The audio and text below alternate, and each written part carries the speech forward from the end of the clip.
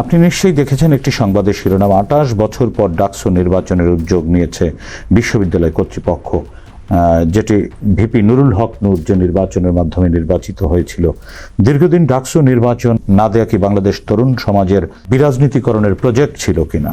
যদি প্রজেক্ট হয় এটি আসলে কাদের প্রজেক্ট ছিল বলে আপনি মনে করেন? ডাকসু নির্বাচনটা আমাদের সোসাইটিতে, ইউনিভার্সিটিগুলোতে একটা প্রচলিত বিষয়, ডাকসু নির্বাচন সম্পর্কে একটা ধারণা প্রচলিত আছে, যেটাকে সেকেন্ড পার্লামেন্টারি ইলেকশনের মতো করে দেখা হয়। তো এটার গুরুত্বটা অনেক।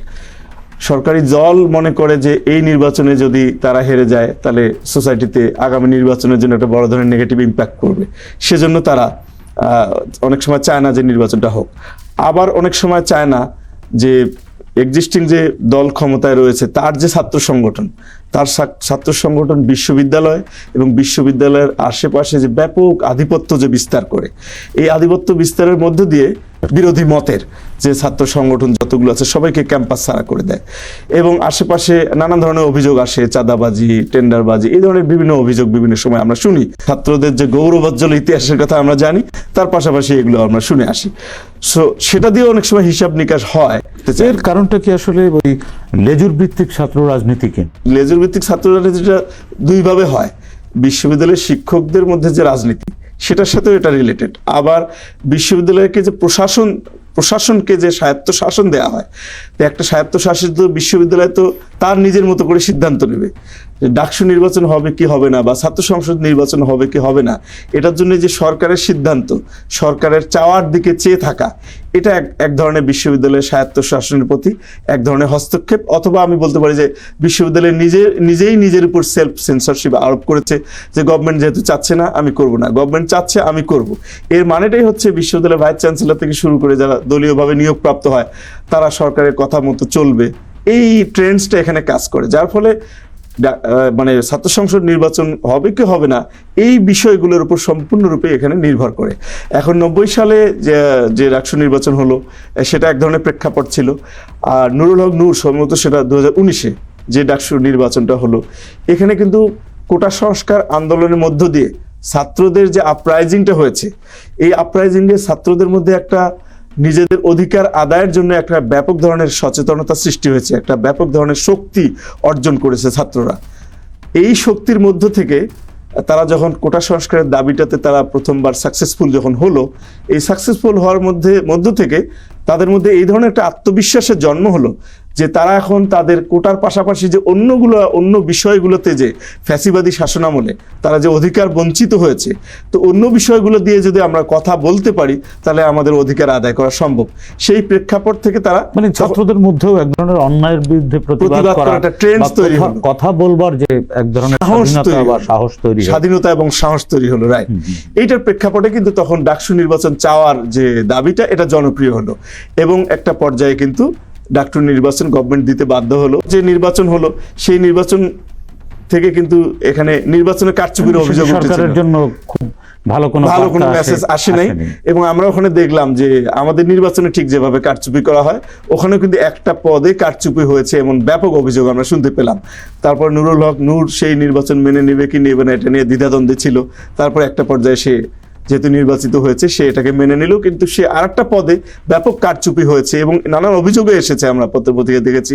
এবং সেটার মধ্য দিয়ে কিন্তু ডাকসু নির্বাচনে সেখানে হওয়ার পরে পরবর্তী প্রেক্ষাপট আমরা জানি যে ডাকসু নির্বাচন ছাত্র সংসদ যখন হলো, তখন ছাত্রদের অনেক ছোট ছোট কাজ হয়েছে। নুরুল হক নূরের নেতৃত্বে যে ছাত্র সংসদ ছিল, ছাত্রদের ন্যায্য দাবিগুলো অনেক সময় বিশ্ববিদ্যালয়ে মেনেছে। আপনি বিশ্ববিদ্যালয়ের ক্যাম্পাসে গেলে আমরা দেখবেন যে ছাত্রদের জন্য সুন্দর লেন করা হয়েছে, কোন দিক থেকে রিক্সা চলবে, ছাত্ররা ধরেন যে জিয়া হল থেকে টিএসসিতে যাবে, রিক্সা ভাড়া কত হবে ইত্যাদি, এরকম ছোট ছোট অনেক বিষয়, ছোট ছোট পলিসি গ্রহণ করা হয়েছিল।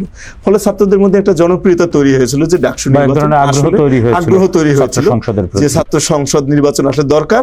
এবং ছাত্র সংসদ নির্বাচন হলে লেজুর ভিত্তিক ছাত্র রাজনীতিটা কমে যায় এই কারণে যে ছাত্রদের কথা বলার একটা এজেন্সি তৈরি হয়, কথা বলার একটা স্কোপ তৈরি হয়, ইভেন্ট এবং এজেন্সি দুটোই তৈরি হয়। আপাত দৃষ্টিতে ক্ষমতাসীন রাজনৈতিক দলগুলোই তাদের ইচ্ছা করে, তাদের ইচ্ছায় বা সিদ্ধান্ত নিয়েই তারা এটি আমরা নির্দ্বিধায় বলতে পারি। আপনি যেটি বললেন যে বিরাজনীতিকরণ হোক বা না হোক, সেই বিষয়ে যদি নাও যাই, একেবারে আমাদের সামনে সুস্পষ্ট প্রমাণ আছে এই অনেকগুলো ইভেন্ট ক্ষমতাসীন রাজনৈতিক দলের চাওয়া এবং না চাওয়া।